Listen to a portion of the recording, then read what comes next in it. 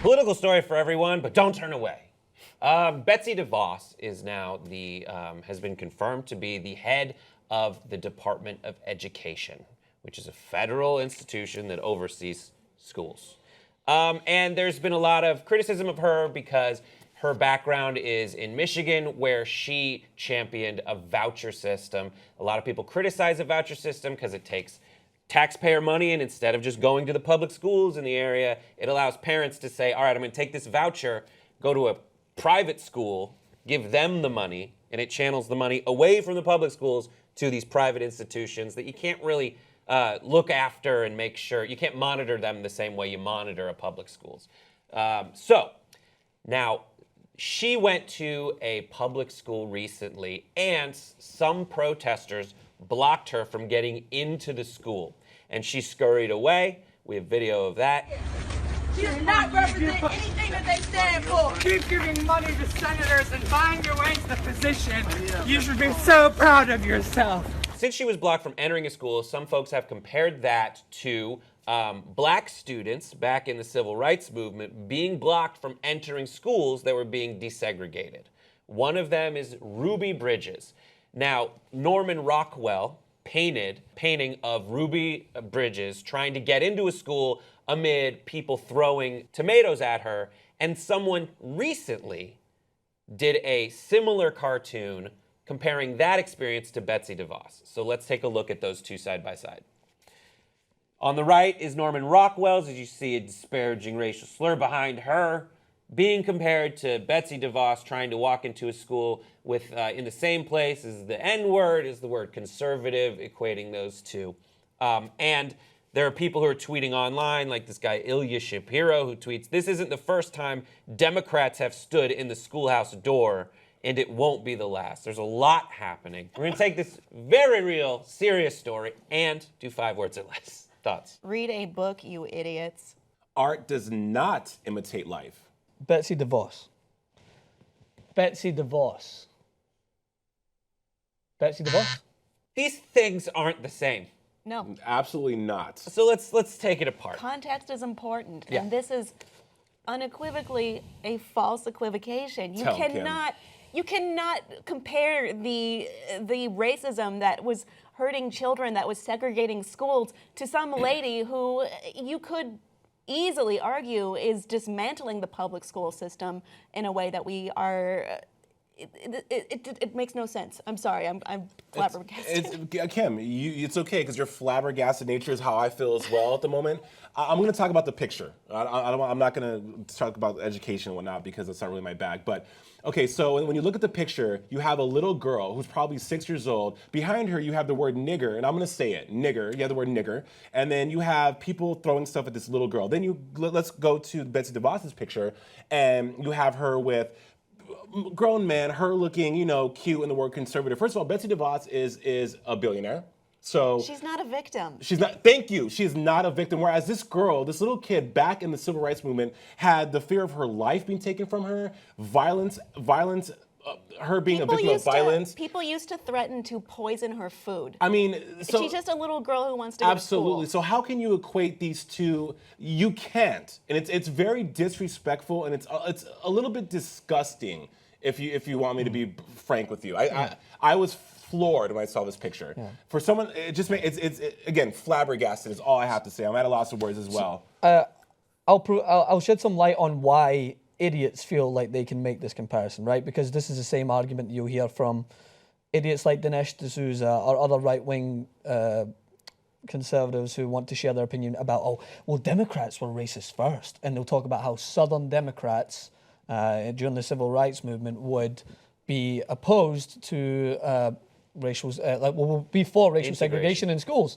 That's true. But then as soon as the Civil Rights Act was signed, they ran into the welcoming arms of Republicans who were like, all right, come and form our party. So that does not mean that you can make this comparison simply because there are people protesting Betsy DeVos basically as a head of the Department of Education because the reason they're protesting against her is her incompetence. It's her inability to give you simple answers between proficiency versus growth, or the fact that she was able to actually come into power because of the money that her family has continuously donated to Republican congressmen. Look at the amount of money donated to Marco Rubio. Look at the amount. There was a senator that voted for her to go in because he took $8,000 from her. That's all it took, was to get her in her inability. Might as well have been 30 pieces of silver. It's absurd to be able to make this comparison. And you're absolutely right. A 6-year-old, innocent, looking for an education, just subjected to just disgusting racial abuse at a time where racial tensions were so high. And at the moment, racial tensions are high. And they're using that example to fuel their narrative. That's what's so sickening to me. It's very similar to the point where you'll get someone like Tommy, do I say our last name, Lyon, comparing the KKK to Black Lives Matter. Disgusting comparison solely to fuel her own political narrative. Yeah, I always had a bunch of stuff to say. Let's go back to the photo.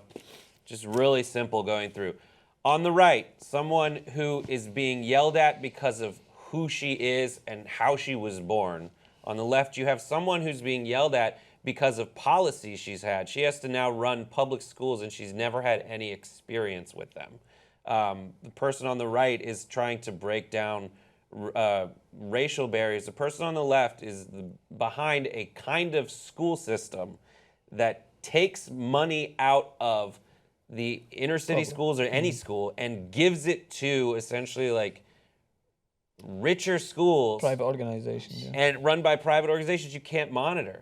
Right. So that's the thing. It's tough. It's really sad. It's really sickening. And folks who are behind it really scare me. So I think that's it. Also, watch the video. There's the video of what happened at the school that you can see online, where again, going back to Betsy DeVos not being a victim, she wasn't physically handled. She wasn't, hurt in any way, shape, or form. And again, I wasn't back in the 1960s when Ruby was going to school to see the violence that happened there, but there was guaranteed back then there was probably a lot more violence going on within the parameter of that little girl than what DeVos had experienced. Norman Rockwell, the cartoon by Norman Rockwell is called The Problem We All Live With, and he painted that frame the way he did because he said he couldn't bring himself to paint the faces on the mob that was throwing the tomatoes because it was too much. He just couldn't show that kind of terribleness. He wanted to focus on the brave, proud little girl who was facing that kind of adversity. At 6 years old. At 6 years old. It's like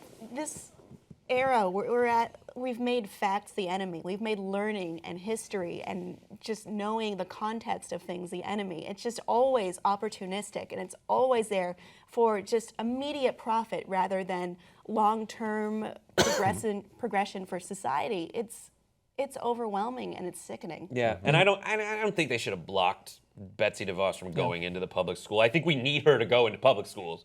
We need her to, because we just stopped something awesome, which is her essentially setting foot on a public school grounds for the first time in her life. Yeah. Now that she's in charge of it. And I agree with you. Go ahead. I'm sorry. No, but I was just going to, what Brett said at the end is the people who did this are sickening, and you try to fathom the reason, and the simple reason is because extremism became the new norm. It's like in order to get people to listen to your opinion, which more often happens on the right, not saying it doesn't happen on the left also, but on the right is they'll make the most extreme comparison or the most extreme case in order to get people to give them retweets and get their opinion. And that stems from the top down. It stems from the man that they look to in charge who made his whole case about his forms of extremism, and rather than being politically correct, he was just politically offensive. Basically, it's the equivalent of saying that murder and changing lanes without signaling are the same thing because they're both against the rules. Right.